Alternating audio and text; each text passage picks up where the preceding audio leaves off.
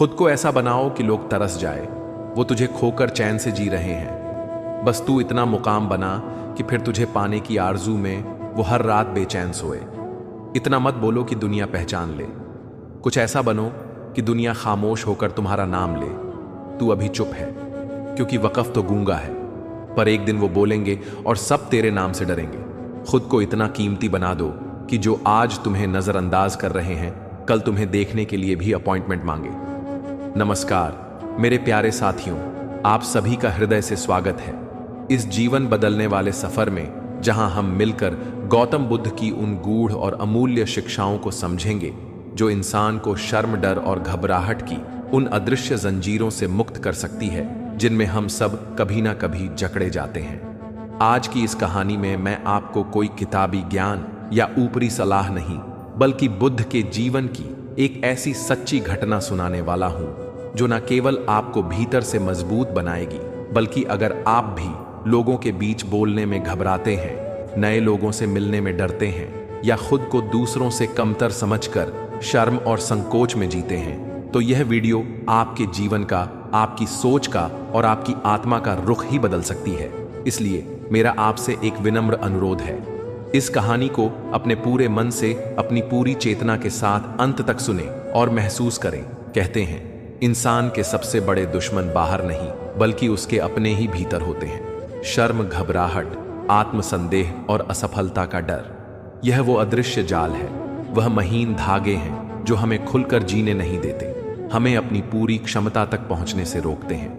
कितनी ही बार आपने ऐसा महसूस किया होगा, जब किसी मंच पर आपका नाम पुकारा जाता है तो दिल जोर जोर से धड़कने लगता है, जैसे वह छाती फाड़कर बाहर आ जाएगा।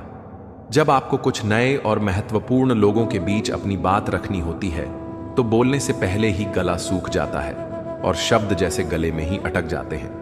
क्लास में, ऑफिस की मीटिंग में या किसी पारिवारिक समारोह में आपके पास एक बहुत अच्छा विचार होता है, पर आप सिर्फ इसलिए चुप रह जाते हैं कि कहीं कोई आपका मजाक ना बना दे, कहीं आप गलत साबित ना हो जाए, और फिर बाद में अकेले में बैठकर आप पछताते हैं कि काश मैंने हिम्मत दिखाई होती। आपको भी ऐसा लगता है क्या? यह आपकी कहानी है? अगर हां, तो नीचे कमेंट में हां या यस लिखें, ताकि मैं समझ सकूं कि आज इस सफर में मुझसे कितने लोग अपने दिल से जुड़ रहे हैं। यह जानने से मुझे भी हिम्मत मिलती है कि हम सब मिलकर इस चुनौती का सामना कर रहे हैं। अब आते हैं उस कहानी पर जो हमें इस जाल से बाहर निकलने का रास्ता दिखाएगी। एक बार जब तथागत गौतम बुद्ध मगध राज्य में भ्रमण कर रहे थे, तो उनके प्रवचन सुनने के लिए हजारों की संख्या में लोग इकट्ठा होते थे। उनकी वाणी में ऐसी शांति और ऐसा जादू था कि बड़े बड़े राजा, महाराजा, विद्वान और साधारण जन सभी खींचे चले आते थे। उन्हीं हजारों लोगों की भीड़ में एक युवक था। उसका नाम था अमृत। कोई साधारण युवक नहीं था, वो बहुत बुद्धिमान था। उसने शास्त्रों का गहन अध्ययन किया था और उसके भीतर सीखने की और सत्य को जानने की एक तीव्र आग थी। पर उसके व्यक्तित्व में एक बहुत बड़ी कमजोरी थी, एक ऐसी गांठ थी जिसे वह खोल नहीं पा रहा था। वो लोगों के सामने बोल ही नहीं पाता था। जैसे ही वह भीड़ में जाता, उसका आत्मविश्वास रेत की तरह बिखर जाता। किसी बड़े व्यक्ति से बात करते हुए उसके हाथ पैर ठंडे पड़ जाते और पसीना पसीना हो जाता। कोई उससे कोई सवाल पूछ लेता तो उसका गला बैठ जाता, जैसे किसी ने उसकी आवाज ही छीन ली हो। वो अपने मित्रों के साथ भी कभी खुलकर अपने गहरे विचार, अपने सपने, अपनी भावनाएं व्यक्त नहीं कर पाता था। वो हमेशा चुप रहता, बस सुनता रहता। इस वजह से लोग उसे घमंडी या मूर्ख समझते थे, पर असल में वो भीतर ही भीतर घुटता रहता था। कई बार वो रात को अकेले में बैठकर रोता और सोचता, मैं इतना हीन क्यों हूं? मेरे अंदर ऐसी क्या कमी है कि मैं अपनी बात भी नहीं कह पाता? शायद मैं सच में किसी लायक नहीं हूं। क्या आपने भी कभी ऐसा महसूस किया है दोस्तों? क्या आपने भी कभी अपनी तुलना दूसरों से करके खुद को कमजोर, छोटा या हीन समझा है? अगर हां, तो आज दिल खोलकर कमेंट करें और लिखें। मैं भी यह स्वीकार करना कि हम ऐसा महसूस करते हैं। बदलाव की ओर पहला कदम है, याद रखिए, यहां हम सब एक दूसरे के साथी हैं। कोई किसी को जज करने वाला नहीं है। अमृत अपनी इस आंतरिक पीड़ा से तंग आ चुका था। उसने कई उपाय किए, पर कुछ भी काम नहीं आया। तब उसने तय किया, अगर इस संसार में कोई मुझे इस कमजोरी और इस बंधन से बाहर निकाल सकता है तो वह केवल और केवल तथागत बुद्ध ही है। अगले दिन वो एक नए संकल्प के साथ बुद्ध के प्रवचन में पहुंचा। बुद्ध एक कमल पुष्प की तरह शांत, स्थिर और करुणा से भरपूर अपने आसन पर विराजमान थे। हजारों लोगों के बीच एक गहरा ध्यानपूर्ण सन्नाटा था। हर कोई बुद्ध की अमृतवाणी में डूबा हुआ था। अमृत का दिल फिर से जोर जोर से धड़कने लगा। उसके पैर कांप रहे थे। पुराने डर उसे पीछे खींच रहे थे, पर आज उसने तय कर लिया था कि वह पीछे नहीं हटेगा। जैसे ही प्रवचन समाप्त हुआ, उसने अपनी सारी हिम्मत जुटाई और भीड़ को चीरता हुआ बुद्ध के समक्ष पहुंचा। वो कांपती हुई आवाज में बोला, भगवान बुद्ध, मैं अंदर से पूरी तरह से टूट चुका हूं। मुझ में ज्ञान की प्यास है, पर मैं उसे व्यक्त नहीं कर पाता। मैं लोगों के बीच बोल ही नहीं पाता। जब भी प्रयास करता हूं, एक अनजाना डर, एक गहरी शर्म मुझे जकड़ लेती है। भगवान, यह डर, यह शर्म क्यों आती है? मैं इस बंधन से आजाद कैसे हो सकता हूं? कृपा करके मेरा उद्धार करें। जैसे ही उसने बोलना समाप्त किया, सारी सभा उसकी तरफ देखने लगी। हजारों आंखें उस पर टिक गई। अमृत का चेहरा शर्म और घबराहट से तमतमा कर लाल हो गया। उसे लगा जैसे जमीन फट जाए और वो उसमें समा जाए। पर तभी बुद्ध ने अपनी शांत और प्रेममय दृष्टि से उसकी आंखों में देखा और मुस्कुराए। उनकी उस एक मुस्कान ने जैसे अमृत के आधे डर को सोख लिया। बुद्ध ने बड़े ही प्रेम और कोमलता से पूछा, अमृत, जब तुम किसी घने जंगल में या किसी ऊंचे पर्वत पर या किसी बहती नदी के किनारे बिल्कुल अकेले होते हो, तब क्या तुम्हें शर्म आती है? अमृत ने आश्चर्य से सिर उठाकर कहा, नहीं भगवान, जंगल में तो कोई देखने वाला नहीं होता। वहां तो मैं पूरी तरह से सहज, मुक्त और आनंदित होता हूं। मैं तो पेड़ों से, हवाओं से भी बातें करता हूं। बुद्ध ने फिर पूछा, और जब कोई छोटा मासूम बच्चा तुमसे कोई सवाल करता है या तुम्हारे साथ खेलता है क्या, तब तुम घबराते हो?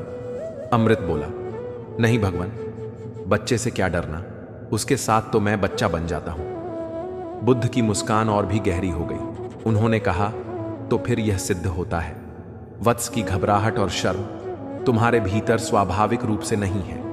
यह लोगों की उपस्थिति से उत्पन्न होती है। पर क्या यह सच में लोगों की वजह से है, या यह तुम्हारे भीतर, तुम्हारे मन में पलने वाला एक गहरा भ्रम है? तुम सोचते हो कि लोग तुम्हें आंकेंगे, जज करेंगे, तुम्हारी निंदा करेंगे, तुम पर हंसेंगे। असल में यह डर लोगों का नहीं है। यह डर तुम्हारी अपनी कल्पना का है। सभा में एक गहरा सन्नाटा छा गया। हर कोई बुद्ध के इन शब्दों की गहराई में डूब रहा था। यह एक ऐसा सत्य था जो हर किसी के जीवन से जुड़ा था। बुद्ध ने अपनी बात को और स्पष्ट करते हुए कहा, अमृत, जब तक तुम अपने भीतर यह सोच, यह विभाजन रखते हो कि वे लोग अलग हैं और मैं अलग हूं, जब तक तुम यह सोचते हो कि लोग तुमसे बड़े हैं और मैं उनसे छोटा हूं, लोग ज्ञानी हैं और मैं मूर्ख हूं, लोग आत्मविश्वास से भरे हैं और मैं कमजोर हूं, जब तक तुम यह सोचते हो कि वे सब तुम पर हंसेंगे, तब तक शर्म और घबराहट तुम्हें एक कैदी की तरह जकड़ कर रखेंगी।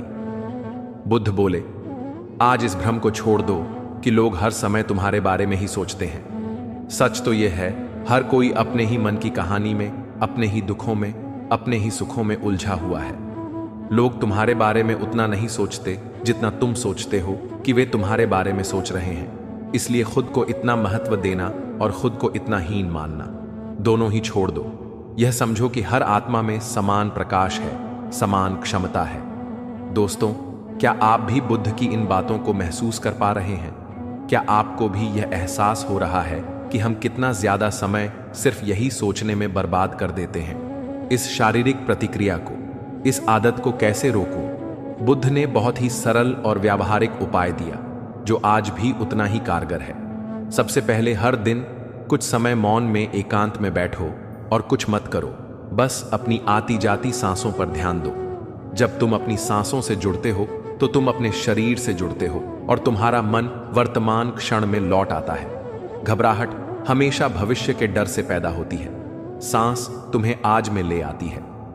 दूसरा, जब तुम्हारा मन शांत हो तो अपने भीतर के उस डर को पहचानो, उसे देखो, पर उससे लड़ो मत। और याद रखो, तुम्हारे शब्द तुम्हारी कमजोरी नहीं, तुम्हारी ताकत है। यह सच है कि बोलते हुए तुमसे भूल हो सकती है, तुम्हारे शब्द गलत हो सकते हैं। लोग तुम्हारे बारे में उतना नहीं सोचते जितना तुम सोचते हो, कि वे तुम्हारे बारे में सोच रहे हैं, इसलिए खुद को इतना महत्व देना और खुद को इतना हीन मानना दोनों ही छोड़ दो। यह समझो कि हर आत्मा में समान प्रकाश है, समान क्षमता है। दोस्तों, क्या आप भी बुद्ध की इन बातों को महसूस कर पा रहे हैं? क्या आपको भी यह एहसास हो रहा है कि हम कितना ज्यादा समय सिर्फ यही सोचने में बर्बाद कर देते हैं? इस शारीरिक प्रतिक्रिया को, इस आदत को कैसे रोकूं? बुद्ध ने बहुत ही सरल और व्यावहारिक उपाय दिया जो आज भी उतना ही कारगर है। सबसे पहले हर दिन कुछ समय मौन में एकांत में बैठो और कुछ मत करो, बस अपनी आती जाती सांसों पर ध्यान दो। जब तुम अपनी सांसों से जुड़ते हो तो तुम अपने शरीर से जुड़ते हो और तुम्हारा मन वर्तमान क्षण में लौट आता है। घबराहट हमेशा भविष्य के डर से पैदा होती है, सांस तुम्हें आज में ले आती है। दूसरा, जब तुम्हारा मन शांत हो तो अपने भीतर के उस डर को पहचानो, उसे देखो, पर उससे लड़ो मत। और याद रखो, तुम्हारे शब्द तुम्हारी कमजोरी नहीं, तुम्हारी ताकत है। यह सच है कि बोलते हुए तुमसे भूल हो सकती है, तुम्हारे शब्द गलत हो सकते हैं, पर चुप रहना, अपने सत्य को प्रकट ना करना, यह सबसे बड़ी गलती है। बुद्ध ने अंत में सिखाया, सबसे महत्वपूर्ण बात, पहले खुद से प्रेम करना सीखो, खुद को स्वीकार करना सीखो। हर दिन अपने मन को यह संदेश दो, मैं योग्य हूं, मैं सक्षम हूं, मैं शांत हूं, मैं मुक्त हूं। जब तुम खुद को भीतर से स्वीकार कर लेते हो तो तुम्हें बाहर से किसी की स्वीकृति की आवश्यकता नहीं रहती। और जब यह आवश्यकता समाप्त हो जाती है तो शर्म और घबराहट अपने आप विदा हो जाते हैं। शब्द धीरे धीरे एक नदी की तरह सहज रूप से बहने लगते हैं और डर खुद ही दूर भाग जाता है। अमृत ने बुद्ध की हर एक बात को अपने जीवन में, अपनी आत्मा में उतार लिया। वो हर दिन एकांत में ध्यान करता, वो अपने भीतर उठने वाले डर को एक साक्षी की तरह देखता। उसने छोटे छोटे समूहों में लोगों के बीच जाना और बोलना शुरू किया। हाँ, पहले शब्द टूटते थे, आवाज कांपती थी, पर वो रुका नहीं। धीरे धीरे शब्द जुड़ने लगे।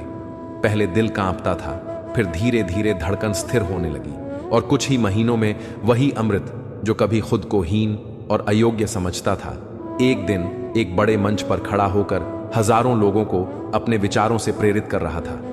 लोग उसके ज्ञान और उसके आत्मविश्वास को देखकर प्रभावित होने लगे। अमृत ने उस दिन जाना, डर, शर्म, घबराहट बाहर की दुनिया में नहीं, ये केवल हमारे भीतर की सोच है, हमारे मन का एक भ्रम है। जब हमारी सोच बदलती है तो हमारा पूरा जीवन बदल जाता है। बुद्ध ने उस सभा में कहा था, घबराहट और शर्म तब तक ही तुम पर हावी रहेंगे जब तक तुम अपनी ही आंखों में खुद को छोटा और कमजोर समझते हो। जिस दिन, जिस पल तुमने अपने भीतर के उस अनंत प्रकाश को देख लिया, उस बुद्ध चेतना को अनुभव कर लिया, उस दिन कोई डर, कोई शर्म, कोई घबराहट तुम्हारे सामने टिक नहीं सकती। याद रखो, हर आत्मा इस ब्रह्मांड का एक अभिन्न और महत्वपूर्ण अंश है। तुम में वही शक्ति है जो एक महापुरुष में होती है। उस शक्ति को पहचानो। तो मित्रों, अगर आप भी शर्म, घबराहट और डर से जूझ रहे हैं तो आज से एक संकल्प लें, मैं खुद पर विश्वास करूंगा। मैं अपनी आवाज को किसी डर के कारण दबने नहीं दूंगा। मैं खुलकर आत्मविश्वास से और आनंद से जूं। अगर आपको यह कहानी प्रेरणा देती है, याद रखिए दोस्तों, गौतम बुद्ध केवल कोई पूजनीय मूर्ति या कोई ऐतिहासिक व्यक्ति नहीं है। वह एक जागृत चेतना है, और वह चेतना हर उस इंसान के भीतर जाग सकती है जो खुद पर विश्वास करना, खुद से प्रेम करना और अपने डरों का सामना करना शुरू कर देता है। शर्म, घबराहट, डर यह जीवन का अंत नहीं है। यह तो बस उस खूबसूरत दरवाजे के बाहर खड़ी एक छाया है, जिस दरवाजे के पार आजादी, आत्मविश्वास, सफलता और सच्ची शांति है। आज वह दरवाजा खोलिए, खुद पर भरोसा कीजिए और अपने जीवन को पूरी ताकत से, पूरी जीवंतता से जीना शुरू कीजिए, जो वास्तव में आपके लिए बना है। कहानी 2।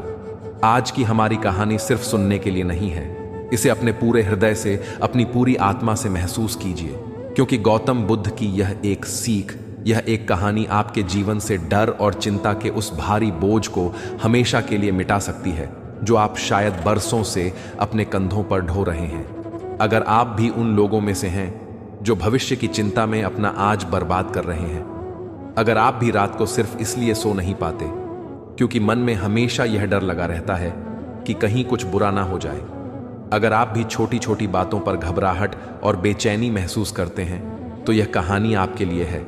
मेरा आपसे अनुरोध है कृपया इसे पूरा सुने, क्योंकि हर शब्द, हर संवाद आपके मन की किसी ना किसी गहरी परत को छुएगा। चलिए शुरू करते हैं उस कहानी से जो डर पर विजय पाने का अंतिम रहस्य बताती है। बहुत समय पहले की बात है। तथागत गौतम बुद्ध अपने शिष्यों के साथ एक शांत गांव में ठहरे हुए थे। उनकी ख्याति एक ऐसे वैद्य के रूप में फैल चुकी थी जो शरीर के रोगों का नहीं बल्कि मन के रोगों का इलाज करते थे। एक सुबह जब बुद्ध अपने ध्यान से उठे तो एक व्यक्ति दौड़ता हुआ, हांफता हुआ उनके पास आया। उसका चेहरा डर से पीला पड़ चुका था। आंखों में एक अजीब सा डर और गहरी चिंता थी। उसका पूरा शरीर पत्तों की तरह कांप रहा था और उसकी सांसें उखड़ी हुई थीं। वो सीधा बुद्ध के चरणों में गिर पड़ा और बिलखते हुए बोला, भगवान, मुझे बचाइए, मुझे इस नर्क से बाहर निकालिए। मैं बहुत डरा हुआ हूं। मेरे मन में हर समय, हर पल एक अनजानी चिंता बनी रहती है। मुझे लगता है कुछ बहुत बुरा होने वाला है।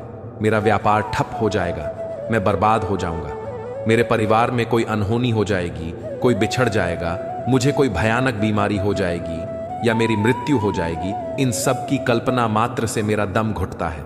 मैं टूट गया हूं भगवान, मैं जी नहीं पा रहा हूं। उस व्यक्ति की पीड़ा सच्ची थी। वो उस डर का कैदी बन चुका था जो असल में हुआ ही नहीं था। बुद्ध शांत बैठे रहे। उनके चेहरे पर असीम करुणा और गहरी शांति थी। उन्होंने कोई उपदेश नहीं दिया, कोई समाधान नहीं बताया। उन्होंने बस उस व्यक्ति को देखा और अत्यंत कोमल स्वर में एक प्रश्न पूछा, वत्स, उठो और मुझे केवल एक बात बताओ। तुम जिस विनाश से, जिस अनहोनी से इतना डर रहे हो, सोचो, क्या वो सच में अभी तुम्हारे जीवन में घटा है या वो केवल तुम्हारे मन के भीतर घट रहा है? यह प्रश्न एक तीर की तरह उस व्यक्ति के हृदय में लगा। वो हैरान रह गया। वो अचानक चुप हो गया। उसे खुद नहीं पता था कि जो डर उसे तिल तिल कर खा रहा है वो असल में बाहर की दुनिया में है भी या नहीं।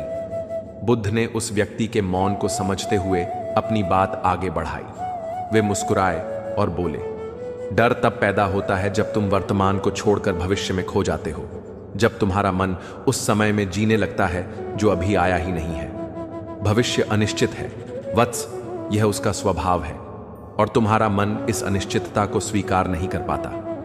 तुम्हारा मन हर चीज पर नियंत्रण चाहता है। वो हर चीज को जानना चाहता है, उसे सुरक्षित करना चाहता है, और जब वह ऐसा नहीं कर पाता तो डर पैदा होता है।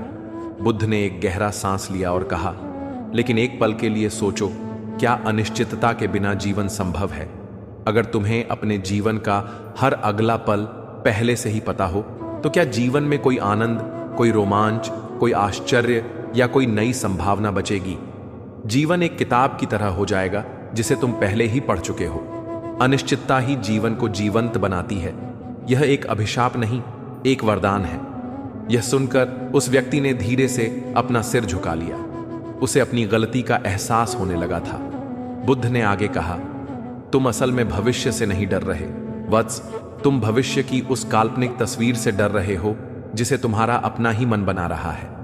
तुम अपने ही मन के बनाए हुए एक बुरे सपने में जी रहे हो, एक ऐसा सपना जिसमें तुम हार रहे हो, तुम गिर रहे हो, तुम टूट रहे हो।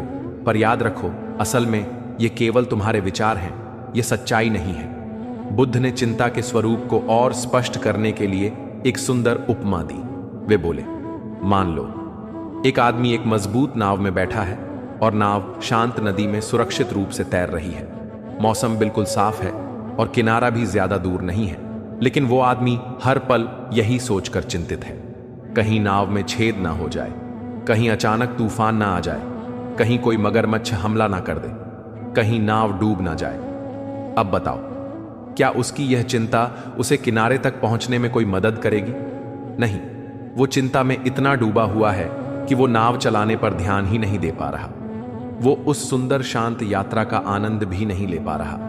उसकी चिंता नाव के डूबने का कारण तो नहीं बनेगी, पर वो उसके मन की शांति को जरूर डुबो देगी। बुद्ध ने आगे कहा, ठीक ऐसे ही चिंता कभी कोई समाधान नहीं लाती।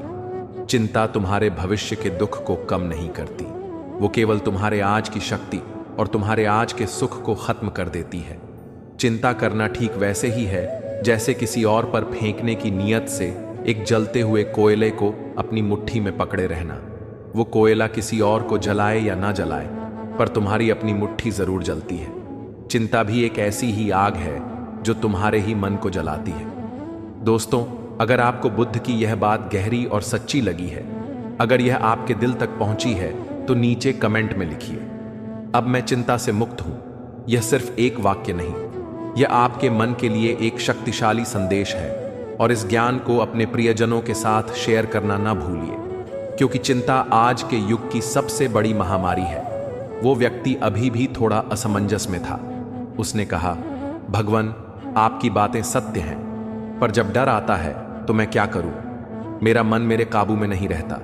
बुद्ध ने कहा, यही तुम्हारी सबसे बड़ी भूल है। वत्स, तुम डर से लड़ने की, उसे भगाने की कोशिश करते हो।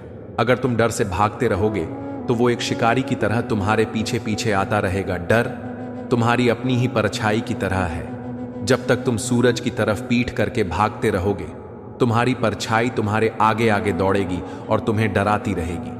लेकिन जिस पल तुम हिम्मत करके पलटते हो और सूरज ज्ञान की तरफ मुंह करते हो, तुम्हारी परछाई तुम्हारे पीछे चली जाती है, वो तुम्हारे नियंत्रण में आ जाती है। बुद्ध ने जोर देकर कहा, डर से भागो मत, उसकी तरफ देखो, उसे समझो।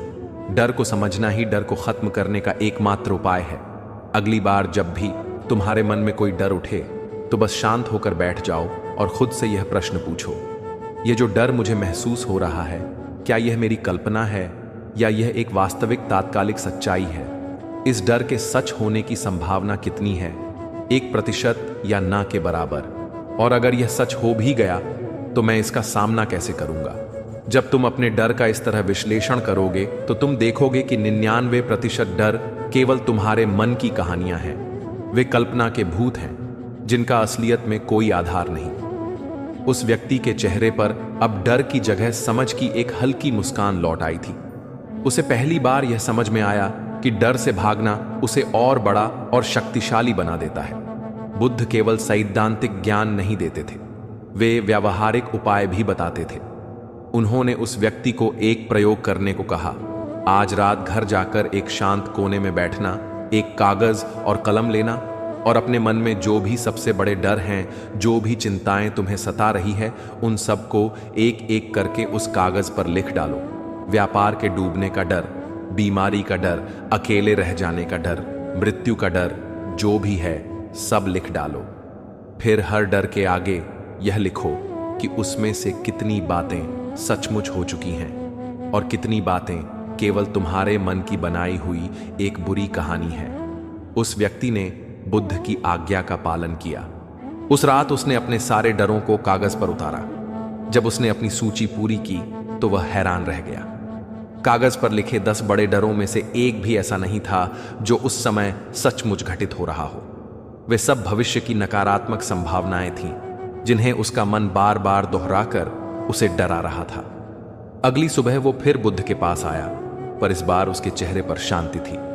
उसने कहा, भगवान, मैं समझ गया, मेरे सारे डर झूठे थे। बुद्ध मुस्कुराए। देखा, डर एक कहानी है जो तुम्हारा मन तुम्हें सुनाता है, और चिंता उस कहानी को बार बार दोहराने की आदत है। अगर तुम इस कहानी पर आंख बंद करके विश्वास करोगे तो तुम्हारा डर तुम पर हावी रहेगा। अगर तुम एक सजग श्रोता बनकर उस कहानी को देखोगे, उसे समझोगे, तो तुम उससे मुक्त हो जाओगे।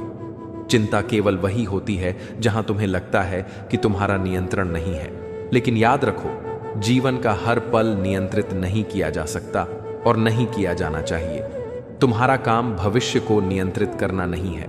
तुम्हारा काम है अपने वर्तमान क्षण में, अपनी श्वास में, अपने कर्म में पूरी जागरूकता और होश के साथ जीना। जब तुम अपना आज संभाल लेते हो तो भविष्य अपने आप स्वर जाता है। दोस्तों, अब यह कहानी केवल एक कहानी नहीं रहनी चाहिए, इसे हमें अपने जीवन में उतारना है। सोचिए, क्या आप भी अपने ही मन के बनाए हुए डर की कहानी में उलझे हुए हैं? क्या आप भी हर वक्त भविष्य की चिंता में रहते हैं? अगर हाँ, तो आज से अभी से यह संकल्प लें, डर को अपना शत्रु नहीं, अपना शिक्षक मानिए। जब भी डराए, उससे भागने की बजाय रुके और उससे पूछें, तुम मुझे क्या सिखाने आए हो? चिंता के हर विचार को पकड़े, जैसे ही आप खुद को चिंता करते हुए पाएं, तुरंत उसे पहचानें और बुद्ध के नाम वाले उदाहरण को याद करें। अपने आप से कहें, यह चिंता मेरे आज की शांति को डुबो रही है और यह व्यर्थ है। डर को लिखने का अभ्यास करें। जब भी कोई डर बहुत ज्यादा परेशान करे तो उसे कागज पर उतारिए और विश्लेषण कीजिए कि वह कितना सच है और कितनी कल्पना वर्तमान में जीने का अभ्यास करें।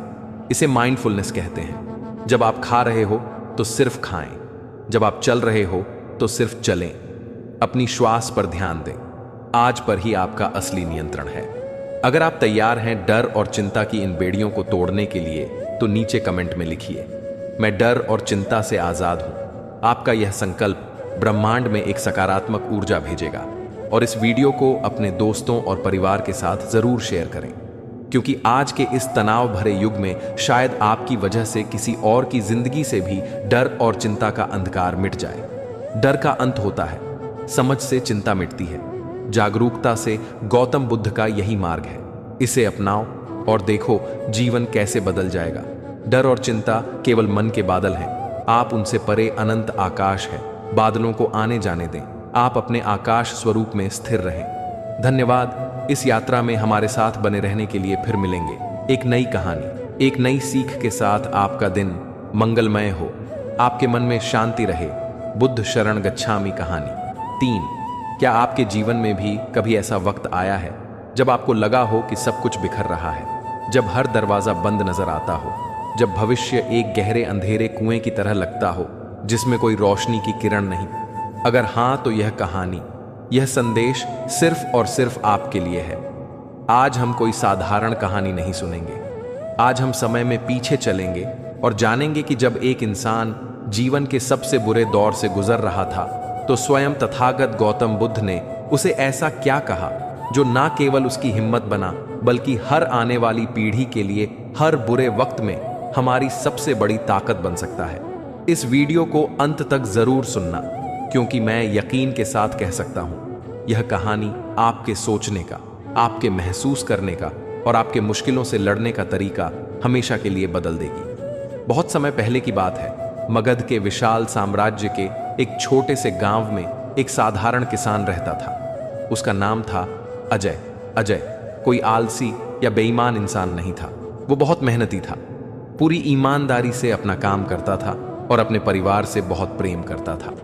लेकिन ऐसा लगता था जैसे उसकी किस्मत हमेशा उसका सबसे कड़ा इम्तिहान लेती रहती थी। उस साल अजय के जीवन में मुसीबतों का पहाड़ टूट पड़ा। पहले महीनों तक बारिश नहीं हुई और उसकी सारी फसल सूखने लगी। उसने दिन रात एक करके कुएं से पानी सींचा, पर उसकी मेहनत नाकाफ रही। और फिर जब फसल थोड़ी बहुत बची थी, तो अचानक ऐसी बेमौसम और भारी बारिश हुई कि उसकी रही फसल भी बाढ़ में तबाह हो गई। उसने साहूकार से जो कर्ज लिया था, वो अब सिर पर बोझ बन गया था। घर में खाने के लिए अनाज का एक दाना भी नहीं बचा था। और इन सबसे बड़ी मुसीबत यह थी कि इस चिंता और अभाव में उसकी प्यारी पत्नी गंभीर रूप से बीमार पड़ गई थी। हर ओर से मुसीबतें, घर में बच्चों के भूखे चेहरे, पत्नी की पीड़ा भरी आंखें और दिल में एक गहरा अनजाना डर। अजय हर रात छत को ताकता रहता और सोचता, अब मैं क्या करूं? लगता है सब कुछ खत्म हो गया। ईश्वर भी मुझसे रूठा हुआ है। एक दिन जब वह पूरी तरह से टूट चुका था और आत्महत्या करने का विचार भी उसके मन में आने लगा था, तो गांव में खबर फैली कि शांति और करुणा के सागर भगवान बुद्ध पास के ही एक उपवन में अपने शिष्यों के साथ प्रवचन देने आए हैं। अजय ने सोचा, मरने से पहले एक आखिरी कोशिश करता हूं, क्यों ना मैं उनके पास जाऊं। मैंने सुना है उनके पास हर दुख का समाधान होता है, शायद कोई राह मिल जाए। यह सोचकर वो अपने थके हुए कदमों और भारी मन के साथ बुद्ध की ओर चल पड़ा। अजय जब बुद्ध के पास पहुंचा तो उसकी हालत बहुत दयनीय थी। उसकी आंखों में दर्द था, हताशा थी और उसके दिल में घबराहट का एक तूफान उठा हुआ था। वो बुद्ध के चरणों में गिर पड़ा और उसकी रुलाई फूट पड़ी। उसने रोते रोते कांपती हुई आवाज में कहा, भगवान, मेरी दुनिया उजड़ गई। मेरी मेहनत, मेरी फसल, सब कुछ बर्बाद हो गया। मेरे सिर पर कर्ज का भारी बोझ है। मेरी पत्नी बीमार है और मेरे पास उसके इलाज के लिए पैसे नहीं हैं। मैं पूरी तरह से टूट चुका हूं। भगवान, मुझे कोई रास्ता नहीं दिख रहा सिवाय अंधेरे के। कृपया मुझे बताइए, मैं इस बुरे वक्त से, इस पीड़ा के चक्र से बाहर कैसे निकलूं? मैं क्या करूं? बुद्ध ने अपनी आंखें खोली। उनकी आंखों में असीम करुणा और गहरी शांति थी। वे मुस्कुराए, एक ऐसी मुस्कान जो किसी भी घायल हृदय पर मरहम का काम कर सकती थी। उन्होंने अजय को प्रेम से उठाया और अपने पास बिठाया। फिर उन्होंने कहा, वत्स अजय, मैं तुम्हारी पीड़ा देख सकता हूं, पर याद रखो, बुरे वक्त में घबराना तूफान में अपनी नाव को खुद ही डुबोने जैसा है। यदि तुम इस तूफान से बाहर निकलना चाहते हो तो तुम्हें 3 बातें समझनी होंगी। अगर तुमने इन 3 सत्यों को अपने हृदय में उतार लिया तो दुनिया की कोई भी मुश्किल, कोई भी बुरा वक्त तुम्हें हरा नहीं पाएगा। अजय ने अपनी आंखों के आंसू पोंछे और पूरी एकाग्रता से बुद्ध की बातें सुनने लगा। बुद्ध की पहली बात, सब कुछ अस्थायी है। बुद्ध ने अपनी शांत और स्थिर वाणी में कहा, अजय, सबसे पहला और सबसे महत्वपूर्ण सत्य जो तुम्हें याद रखना है वो यह है, इस संसार में सब कुछ बदलता है, कुछ भी स्थायी नहीं है। तुम्हारा यह दुख भी स्थायी नहीं है और तुम्हारा सुख भी स्थायी नहीं था।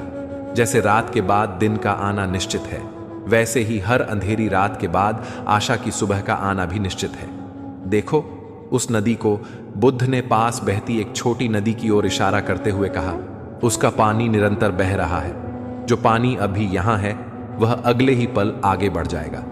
जीवन भी ठीक इसी नदी की तरह है, यह निरंतर बदलता रहता है। जो लोग बुरे वक्त में घबराते हैं और टूट जाते हैं, वे यह भूल जाते हैं कि समय कभी एक जैसा नहीं रहता, वो कभी नहीं रुकता। वे उस पल के दुख को ही अपना स्थायी भाग्य मान लेते हैं। आज तुम्हारे जीवन में मुश्किल है, पर यह हमेशा नहीं रहेगी। तुम्हें बस धैर्य रखना है। हर आती जाती सांस के साथ खुद को यह याद दिलाना है, यह भी गुजर जाएगा। दिस टू शैल पास। बुद्ध के इन शब्दों ने अजय के मन पर गहरा प्रभाव डाला। उसे पहली बार यह एहसास हुआ कि वह अपनी वर्तमान समस्या को ही अपना अंतिम सत्य मान बैठा था। उसकी आंखों में निराशा की जगह उम्मीद की एक छोटी सी चमक आ गई। बुद्ध ने अपनी दूसरी सीख देते हुए कहा, अजय, दूसरा सत्य यह है कि चिंता करना ऐसा है जैसे तुम किसी जलती हुई आग में और घी डाल रहे हो। चिंता तुम्हारी समस्या को कभी नहीं सुलझाएगी, पर वो तुम्हारे मन की शांति, तुम्हारी सोचने की शक्ति और तुम्हारे शरीर की ऊर्जा को जरूर जलाकर राख कर देगी। तुम यहां बैठकर अपनी पत्नी की बीमारी की चिंता कर सकते हो, रो सकते हो, खुद को कोस सकते हो, लेकिन क्या इससे वह ठीक हो जाएगी? नहीं। या फिर तुम चिंता करने के बजाय यह सोच सकते हो कि मैं क्या कर सकता हूं। तुम गांव के वैद्य को बुला सकते हो, जंगल से कोई जड़ी बूटी ला सकते हो, किसी से मदद मांग सकते हो। यह छोटे छोटे कर्म है जो समाधान की ओर ले जाते हैं। चिंता तुम्हें कमजोर और निष्क्रिय बनाती है, लेकिन कर्म तुम्हें शक्ति और समाधान की ओर ले जाता है। इसलिए जब भी बुरा वक्त आए तो चिंता में अपनी ऊर्जा व्यर्थ मत करो। अपने मन को शांत करो, जागरूक बनो और खुद से पूछो, इस पल में मैं ऐसा कौन सा एक छोटा सा कदम उठा सकता हूं जो स्थिति को थोड़ा बेहतर बना सके, और फिर बिना परिणाम की चिंता किए वो कदम उठाओ। अजय की घबराहट अब और भी कम हो गई थी। उसने एक गहरी सांस ली। उसे लगा जैसे उसके मन से एक भारी बोझ उतर गया हो। उसे समझ आ गया था कि वह चिंता करके केवल अपनी शक्ति को नष्ट कर रहा था। तीसरी बात, अपनी भीतर की शक्ति को पहचानो। बुद्ध ने अपनी अंतिम और सबसे गहरी सीख देते हुए कहा, और तीसरा सत्य अजय यह है कि तुम्हारे भीतर अपार असीम शक्ति का एक सागर छिपा हुआ है, पर तुम उसे देख नहीं पा रहे हो क्योंकि तुम्हारा ध्यान बाहरी परिस्थितियों पर है।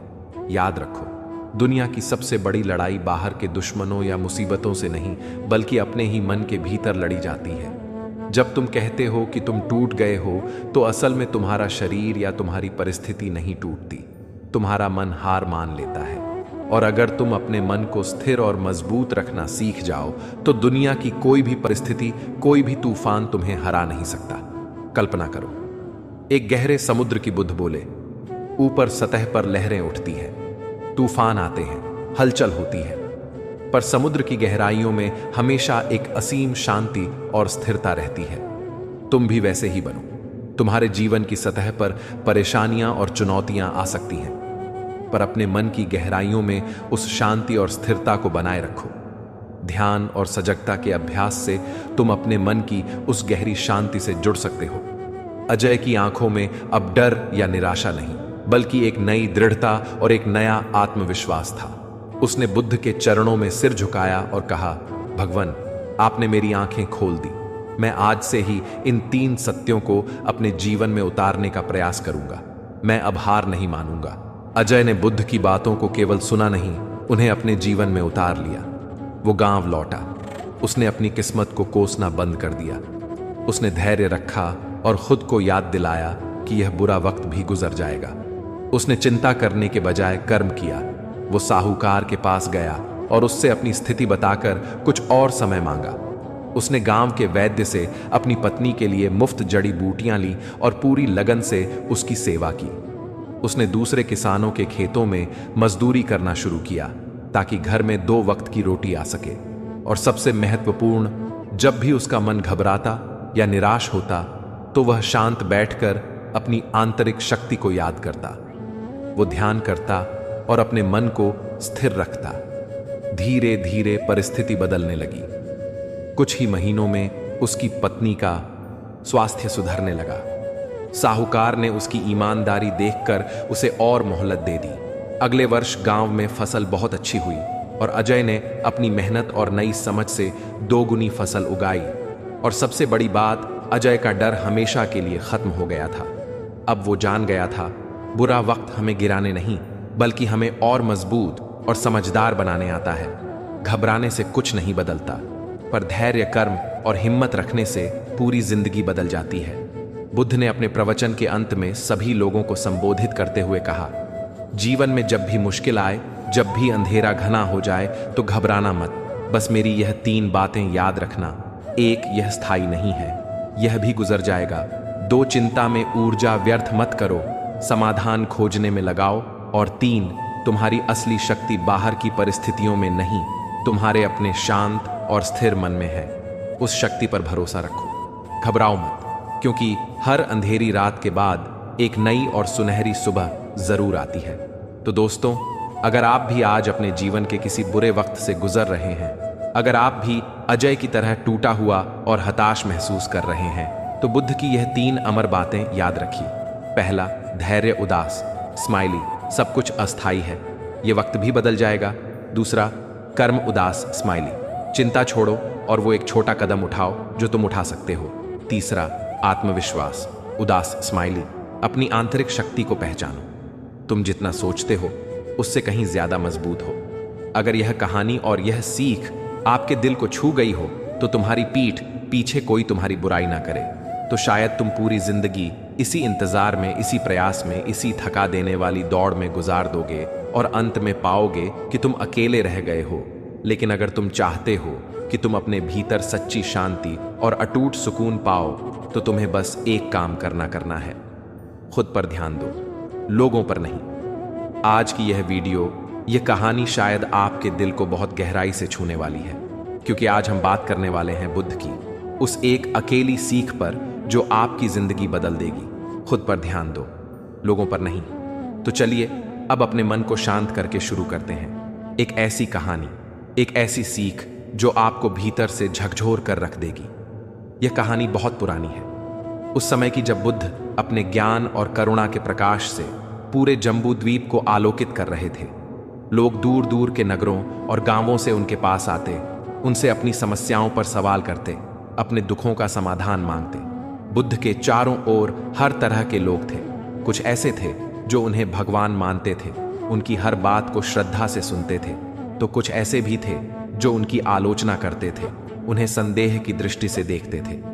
एक दिन जब बुद्ध अपना प्रवचन समाप्त कर चुके थे तो एक युवक भीड़ से उठकर उनके पास आया। उसकी आंखों में गुस्सा और उलझन साफ झलक रही थी। उसने थोड़े ऊंचे स्वर में कहा, बुद्ध, आप कितने भोले हैं, या शायद दुनिया की हकीकत से अनजान हैं। आप यहां बैठकर शांति और करुणा का ज्ञान बांटते रहते हैं, जबकि बाहर की दुनिया तुम्हारे बारे में क्या क्या नहीं कहती। कोई तुम्हें एक भगोड़ा राजकुमार कहता है, कोई तुम्हें धोखेबाज कहता है, कोई ढोंगी कहता है। लोग तुम्हारी पीठ पीछे तुम्हारी निंदा करते हैं, तुम्हारा उपहास उड़ाते हैं, और फिर भी आप यहां ऐसे शांत और मुस्कुराते हुए कैसे बैठे रहते हैं? क्या आपको कोई फर्क नहीं पड़ता? सभा में एक सन्नाटा छा गया। युवक का प्रश्न तीखा था, पर कहीं ना कहीं ये वहां बैठे हर व्यक्ति के मन का सवाल भी था। बुद्ध मुस्कुराए। उनकी मुस्कान में ना कोई क्रोध था, ना कोई पीड़ा, बस असीम शांति और गहरी समझ थी। उन्होंने शांत स्वर में उस युवक से पूछा, वत्स, मैं तुमसे एक प्रश्न पूछता हूं। मान लो कोई व्यक्ति तुम्हारे लिए एक उपहार लेकर आता है, पर तुम उस उपहार को स्वीकार करने से मना कर देते हो। तो बताओ वो उपहार किसके पास रह जाएगा? युवक ने कुछ पल सोचा और कहा, वो उपहार उसी व्यक्ति के पास रह जाएगा जो उसे लेकर आया था। बुद्ध की मुस्कान और गहरी हो गई। उन्होंने कहा, ठीक इसी प्रकार वत्स, अगर कोई मुझे क्रोध, घृणा, निंदा या अपमान का उपहार देता है और मैं उस उपहार को स्वीकार ही नहीं करता, मैं उसे अपने भीतर नहीं उतरने देता, तो बताओ उस क्रोध, उस घृणा, उस अपमान का मुझ पर क्या असर पड़ेगा? युवक निरुत्तर हो गया। वो चुप हो गया। उसकी आंखों का गुस्सा अब आश्चर्य में बदल चुका था। बुद्ध ने अपनी बात को समाप्त करते हुए वह अमर वाक्य कहा, जो आज की हमारी कहानी का सार है। लोग मेरे बारे में जो सोचते हैं, जो कहते हैं, वह उनका कर्म है, उनकी समझ है, उनकी दृष्टि है। पर मैं कौन हूं? मेरा सत्य क्या है? यह मेरा अपना ध्यान है, यह मेरी अपनी साधना है। अगर मैं हर वक्त दूसरों के शब्दों और विचारों के पीछे भागता रहूंगा तो मैं खुद को, अपनी शांति को, अपने मार्ग को खो बैठूंगा। इसलिए वत्स, मैं खुद पर ध्यान देता हूं, लोगों पर नहीं दोस्तों। बुद्ध की यह एक बात हमारे जीवन की सबसे बड़ी सच्चाई को उजागर करती है। इस दुनिया में एक बहुत ही अजीब बात है। लोग खुद को बदलना नहीं चाहते, लेकिन वे दिन रात इस कोशिश में लगे रहते हैं कि तुम उनके हिसाब से बदल जाओ। आपने भी यह जरूर महसूस किया होगा। कभी कोई रिश्तेदार कहेगा, तुम बहुत सीधे साधे हो, जमाना खराब है, थोड़ा चालाक बनो। कभी कोई दोस्त बोलेगा, तुम बहुत चुप चुप रहते हो, थोड़ा खुलकर बोलो, पार्टी करो, मजे करो। कभी ऑफिस में कोई कहेगा, तुम बहुत ज्यादा बोलते हो, कम बोला करो, ज्यादा गंभीर बनो। कोई कहेगा, तुम ये क्या पहनते हो, ऐसे क्यों चलते हो, ऐसे क्यों हंसते हो। अगर तुम हर किसी की बात मानने लगो, हर किसी की सलाह पर चलने लगो, तो एक पल रुक कर सोचो, तुम कौन रह जाओगे?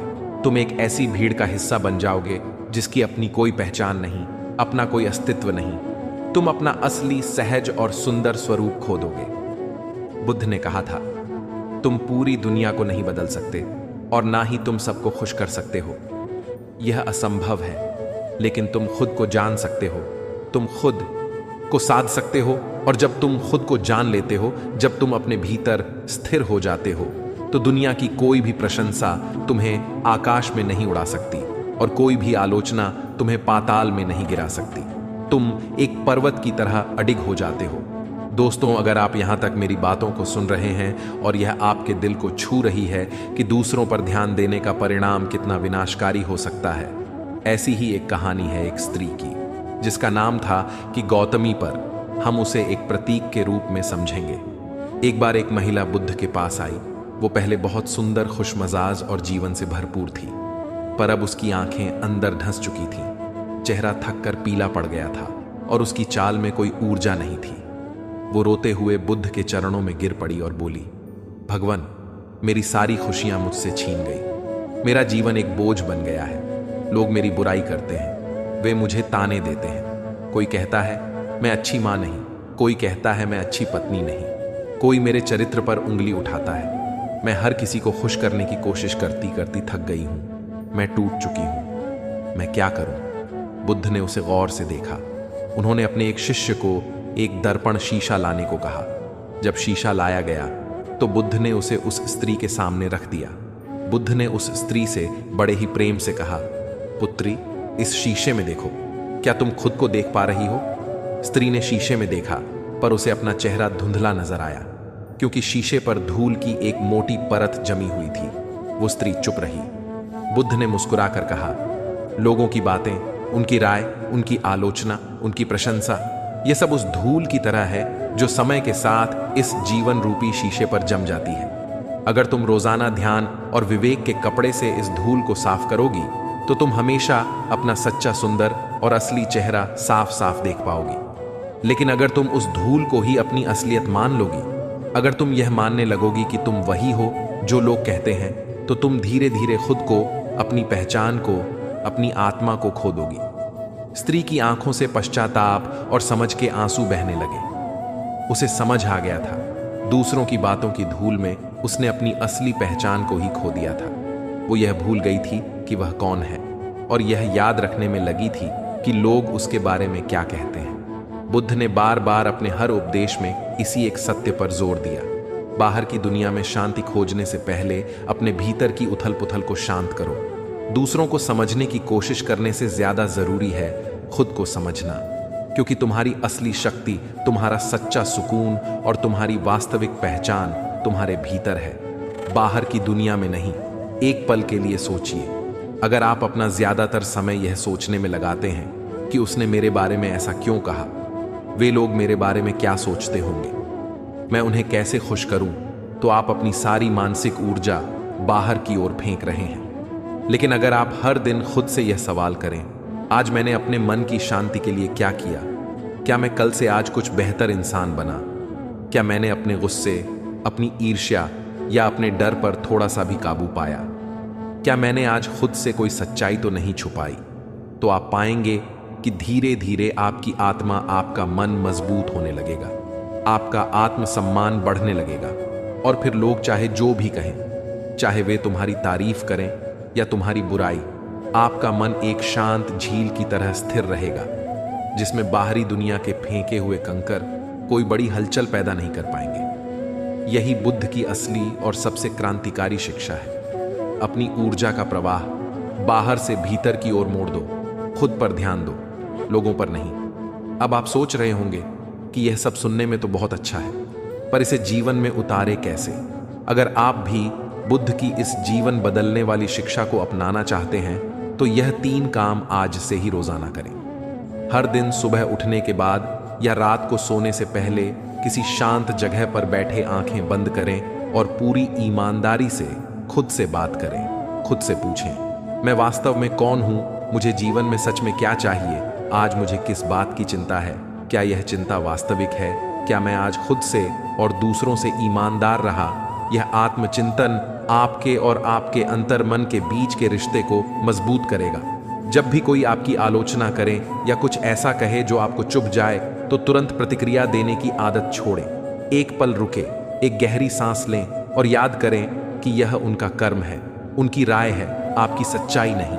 हर शब्द का जवाब देना जरूरी नहीं होता। बुद्ध ने सिखाया, कभी कभी मौन रहना ही सबसे शक्तिशाली जवाब होता है। लोग आपकी 1000 कमियां निकालते रहेंगे, क्योंकि दूसरों में कमी निकालना बहुत आसान होता है, लेकिन आप अपनी ताकत को, अपनी अच्छाइयों को याद रखें। हर दिन कोई एक ऐसा काम जरूर करें जो आपको पसंद हो, जो आपकी आत्मा को संतोष दे, चाहे वह संगीत सुनना हो, कोई किताब पढ़ना हो, किसी की मदद करना हो, या बस प्रकृति के साथ कुछ पल बिताना हो। जब आप खुद को सकारात्मक ऊर्जा से भरते हैं, तो दूसरों की नकारात्मकता का आप पर असर कम हो जाता है। दोस्तों, इस कहानी और बुद्ध की इस गहरी सीख से यही पता चलता है, दूसरों की नजरों में परफेक्ट बनने की यह अंतहीन दौड़ आज ही छोड़ दो।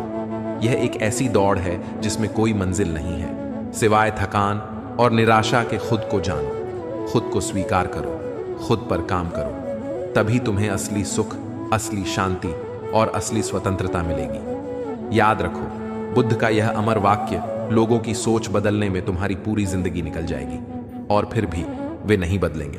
लेकिन अगर तुम आज खुद को बदलना शुरू करोगे, तो तुम्हारे लिए हर दिन एक नया और सुंदर सवेरा लेकर आएगा। बुद्ध ने जो कहा, उसे केवल शब्दों में नहीं, अपने दिल में, अपनी आत्मा में महसूस करो। खुद पर ध्यान दो, क्योंकि तुम्हारे भीतर ही वो खजाना छिपा है जिसे तुम बाहर की दुनिया में ढूंढ रहे हो। वहीं से सच्चा परिवर्तन शुरू होता है। जब तक आप अपनी लड़ाई खुद लड़ना नहीं सीखते, तब तक दुनिया का कोई भी रास्ता आपके लिए नहीं खुलता। यह कहानी है तथागत, भगवान गौतम बुद्ध की उस अमर प्रेरणा की, जो आज भी उतनी ही सच्ची है जितनी हजारों साल पहले थी। अगर आपको लगता है कि आप जीवन में अकेले हैं, अगर आपको लगता है कि कोई आपकी मदद नहीं कर रहा, अगर आप किसी सहारे की तलाश में हैं, तो यह वीडियो आपके लिए है। चलिए अब अपने मन को शांत करके शुरू करते हैं उस कहानी को जो हमें आत्मनिर्भरता का सबसे बड़ा पाठ पढ़ाती है। बहुत समय पहले की बात है। प्राचीन भारत के एक छोटे से गांव में एक लड़का रहता था। उसका नाम था अरुण। अरुण एक गरीब किसान परिवार में पैदा हुआ था। उसके माता पिता बहुत परिश्रमी थे, पर अरुण का स्वभाव उनसे बिल्कुल अलग था। वो बहुत जल्दी हार मान जाता था। उसके जीवन में जब भी कोई छोटी सी भी मुश्किल आती, कोई चुनौती सामने खड़ी होती, तो वह प्रयास करने के बजाय वहीं बैठ जाता, रोने लगता और शिकायत करने लगता। वो हमेशा कहता, ये मुझसे नहीं होगा, ये बहुत कठिन है। कोई मेरी मदद क्यों नहीं करता, कोई मुझे सहारा क्यों नहीं देता। उसके पिता, जो एक अनुभवी और समझदार किसान थे, उसे अक्सर समझाते, बेटा, जीवन एक खेत की तरह है। अगर तुम बीज बोकर मेहनत नहीं करोगे तो कोई और तुम्हारे लिए फसल नहीं उगाएगा। उसकी माँ भी उसे प्यार से कहती, बेटा, जब तक तू खुद खड़ा नहीं होगा कोई तुझे उठाने नहीं आएगा। दुनिया उसी का साथ देती है जो अपना साथ खुद देता है। लेकिन अरुण को यह बातें समझ में ही नहीं आती थी। उसे लगता था कि उसके माता पिता उसे समझते नहीं, वे कठोर हैं। एक दिन जब अरुण अपने पिता के साथ खेत में काम कर रहा था तो उसका पैर एक पत्थर से टकराया और वो गिर पड़ा। उसके घुटनों में गहरी चोट लगी और खून बहने लगा। वो वहीं जमीन पर बैठकर जोर जोर से रोने लगा। आसपास काम कर रहे कुछ लोग उसकी ओर आए। उन्होंने देखा, पर किसी ने उसे हाथ पकड़कर नहीं उठाया। वो चिल्लाता रहा, कोई मुझे उठा लो, मुझे दर्द हो रहा है। लेकिन सबने बस दूर से एक ही बात कही, चोट लगी है पर तुम्हारे पैर सलामत हैं। खुद खड़े होने की कोशिश करो अरुण, खुद खड़ा हो जा, तभी तुझे आगे का रास्ता दिखेगा। यह सुनकर अरुण को बहुत गुस्सा आया। उसे लगा कि यह पूरी दुनिया कितनी बेरहम और मतलब भी है। कोई किसी की मदद क्यों नहीं करता। वो मन ही मन सोचने लगा, मैं इतना अकेला क्यों हूं। उस दिन के बाद वो अंदर ही अंदर और भी ज्यादा टूटता जा रहा था। उसने प्रयास करना ही छोड़ दिया था। कुछ दिनों बाद गांव में एक खबर आग की तरह फैल गई। शांति और करुणा के सागर स्वयं भगवान बुद्ध गांव के पास के एक शांत वन में अपने शिष्यों के साथ ठहरे हुए हैं। लोग कह रहे थे, बुद्ध जिसके जीवन में आते हैं उसका जीवन बदल जाता है। उनकी वाणी में जादू है, उनके दर्शन मात्र से दुख दूर हो जाते हैं। अरुण ने जब यह सुना तो उसके निराश हृदय में भी उम्मीद की एक छोटी सी किरण जगी। उसने सोचा, शायद बुद्धि मुझे कोई रास्ता दिखाएंगे। शायद वे मेरी मुश्किलें अपनी किसी दैय शक्ति से खत्म कर देंगे। शायद वे मुझे कोई ऐसा सहारा देंगे जिसकी मुझे हमेशा से तलाश रही है। यह सोचकर वो उसी समय वन की ओर चल पड़ा, नंगे पांव अपने घायल घुटनों के दर्द को सहते हुए। लेकिन आज उसके दिल में एक उम्मीद थी। जब वह वन में पहुंचा तो उसने देखा कि वहां हजारों लोगों की भीड़ है। सब पूर्ण शांति और श्रद्धा से बैठे हुए बुद्ध के प्रवचन को सुन रहे थे। बुद्ध एक ऊंचे स्थान पर एक वट वृक्ष के नीचे शांत भाव से विराजमान थे। उनकी आंखें बंद थीं और उनका चेहरा इतना शांत, इतना करुणामय था जैसे पूरा संसार उनकी उस गहरी शांति में समा गया हो। अरुण भी चुपचाप एक कोने में भीड़ में जाकर खड़ा हो गया। थोड़ी देर बाद बुद्ध ने अपनी आंखें खोलीं और उनकी दृष्टि जैसे पूरी सभा को एक साथ देख रही थी। उन्होंने अपना प्रवचन आरंभ किया और उनके पहले ही शब्द जैसे सीधे अरुण के लिए थे। बुद्ध बोले, जीवन में हम सभी को सहारे की आवश्यकता महसूस होती है, पर याद रखो, जब तक तुम अपने पैरों पर दृढ़ता से चलना नहीं सीखोगे, दुनिया का कोई भी रास्ता तुम्हारे लिए नहीं खुलेगा। अरुण यह सुनकर चौंक गया। उसे लगा जैसे बुद्ध ने उसके दिल की बात, उसकी सबसे बड़ी पीड़ा को सुन लिया हो। भीड़ में से उसने अपनी सारी हिम्मत जुटाई और कांपती हुई आवाज में पूछा, भगवान, मैं बहुत कमजोर हूं, मैं बार बार गिर जाता हूं। लोग कहते हैं खुद खड़ा हो, पर मैं कैसे खड़ा हूं। मुझे तो कोई रास्ता ही नहीं दिखता। सिवाय अंधेरे के पूरी सभा की नजरें अरुण पर टिक गई, पर आज उसे शर्म नहीं बल्कि अपने प्रश्न का उत्तर पाने की तीव्र इच्छा थी। बुद्ध मुस्कुराए। उनकी मुस्कान में पिता जैसी ममता और गुरु जैसा ज्ञान था। वे बोले, वत्स, एक बात को गहराई से समझो। जब एक शिशु जन्म लेता है तो उसे भी चलना नहीं आता। वो पहले घुटनों के बल चलता है, फिर किसी चीज को पकड़कर खड़ा होने की कोशिश करता है। वो 1000 बार गिरता है, उसे चोट लगती है, वो रोता है, पर उसकी माँ उसे हर बार उठाकर खड़ा नहीं करती। वह उसे प्रोत्साहित करती है, पर चलने का प्रयास तो उसे स्वयं ही करना पड़ता है। अब सोचो, अगर वह बच्चा गिरने के डर से या चोट लगने की पीड़ा से प्रयास करना ही छोड़ दे तो क्या वह कभी चलना सीख पाएगा नहीं। ठीक इसी तरह जीवन के इस सफर में जब तक तुम गिरोगे नहीं, जब तक तुम्हें चोट नहीं लगेगी, तुम मजबूत कैसे बनोगे। बुद्ध ने आगे कहा, तुम रास्ता तब देख पाते हो जब तुम अपने पैरों पर खड़े होते हो। लेटे या बैठे बैठे तो केवल जमीन ही दिखती है, क्षितिज नहीं। सहारा ढूंढते रहोगे तो जीवन भर एक बैसाखी के सहारे चलने वाले अपाहिज की तरह कमजोर ही बने रहोगे। बुद्ध के यह शब्द किसी उपदेश की तरह नहीं, बल्कि एक वैद्य की औषधि की तरह थे, जो सीधे अरुण के मन की बीमारी पर असर कर रहे थे। उसकी आंखों से आंसू तो अब भी आ रहे थे, पर यह निराशा के नहीं, बल्कि आत्मबोध और पश्चाताप के थे। उसे लगा जैसे किसी ने उसके मन पर पड़ी वर्षों की धूल और जालों को साफ कर दिया हो, उसकी मन की गाल दी हो। उसी दिन उसी पल उसने यह दृढ़ संकल्प लिया, आज से मैं किसी सहारे की प्रतीक्षा नहीं करूंगा, आज से मैं खुद पर भरोसा करूंगा। वो गांव लौटा। इस बार उसके चेहरे पर निराशा नहीं, बल्कि एक शांत दृढ़ता थी। उसने खेत में अकेले काम करना शुरू किया। जब वो गिरता तो रोता नहीं, बल्कि मुस्कुराकर खुद से कहता, यह एक और सबक था, और फिर से उठ खड़ा होता। जब उसे दर्द होता तो वह उसे अपनी ताकत बनाता, यह सोचकर कि यह दर्द उसे मजबूत बना रहा है। उसने खेती के नए तरीके सीखने शुरू किए। वो अनुभवी किसानों के पास जाता, उनसे सवाल पूछता और उनकी सलाह पर अमल करता। उसने अपनी छोटी सी जमीन पर इतनी मेहनत की, इतनी लगन दिखाई, जो गांव में किसी ने पहले कभी नहीं देखी थी। धीरे धीरे उसकी मेहनत रंग लाने लगी, उसकी काबिलियत बढ़ने लगी, उसकी समझ गहरी होने लगी। गांव के लोग हैरान थे, ये वही अरुण है जो हर बात पर रोता रहता था, जो हमेशा किसी सहारे की तलाश में रहता था। कुछ ही महीनों में अरुण अपने गांव का सबसे कुशल और मेहनती किसान बन गया। उसके खेतों में फसल लहलाने लगी। लोग अब उससे सलाह लेने आने लगे, वे उसकी मिसाल देने लगे। फिर वह दिन भी आया जब बुद्ध दोबारा उसी गांव में आए। इस बार अरुण भीड़ में पीछे नहीं खड़ा था। वो आत्मविश्वास से चलकर बुद्ध के पास पहुंचा। उसने उनके चरणों में अपना सिर झुकाया और कृतज्ञता भरे स्वर में कहा, भगवान, आपने उस दिन जो कहा था, अपने पैरों पर चलना सीखो, तभी रास्ते खुलेंगे। उस एक वाक्य ने मेरा जीवन बदल दिया। आज मैं समझ गया हूं कि असली सहारा बाहर नहीं, हमारे अपने भीतर होता है। बुद्ध ने उसके सिर पर हाथ रखकर प्रेम से मुस्कुराते हुए कहा, यही जीवन का परम नियम है। अरुण, जब तक तुम खुद खड़े नहीं होते, तब तक संसार तुम्हारी मदद नहीं कर सकता। याद रखो, दूसरों का सहारा, दूसरों की मदद सिर्फ तब तक ही काम आती है जब तक तुम खुद प्रयास करते हो।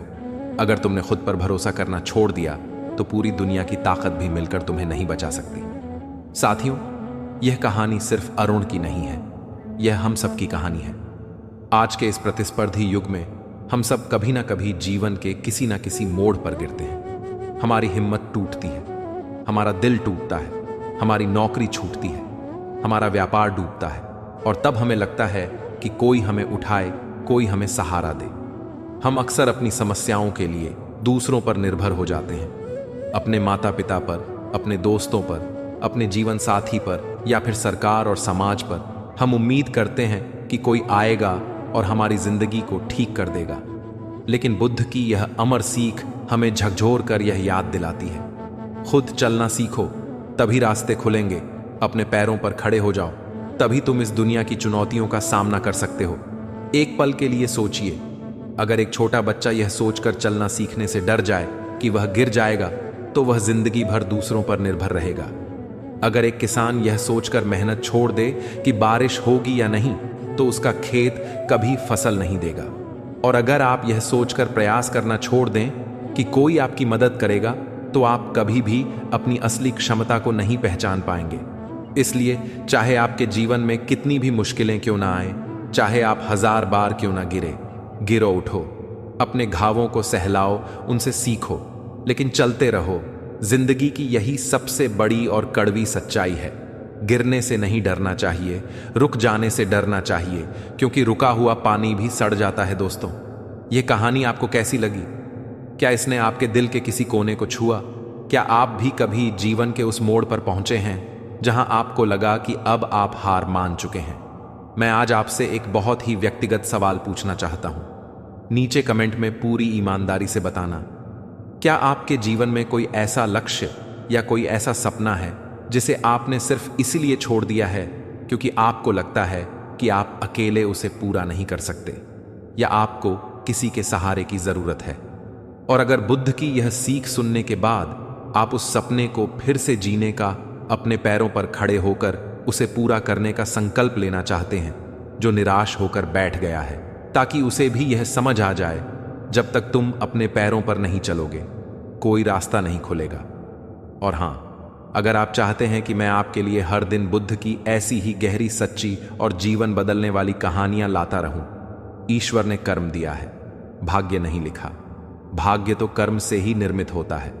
और जो इस रहस्य को जान गया, वह जान गया कि कर्म से बढ़कर कोई पूजा नहीं। विचारों की भूमि पर जो बीज बोए जाते हैं वही कर्म बनकर उगते हैं, और जो विचार शुद्ध है, कर्म अपने आप निर्मल हो जाते हैं। असंतोष, द्वेष, लोभ, मोह, लालच, यह सब पाप की जड़ें हैं, और इन्हीं जड़ों से कर्म भी बंधता है। जन्मों तक जो आत्मा के भीतर शुद्ध प्रकाश को जलाता है, वही अपने कर्मों से ऊपर उठता है, वही बंधन से मुक्त होता है।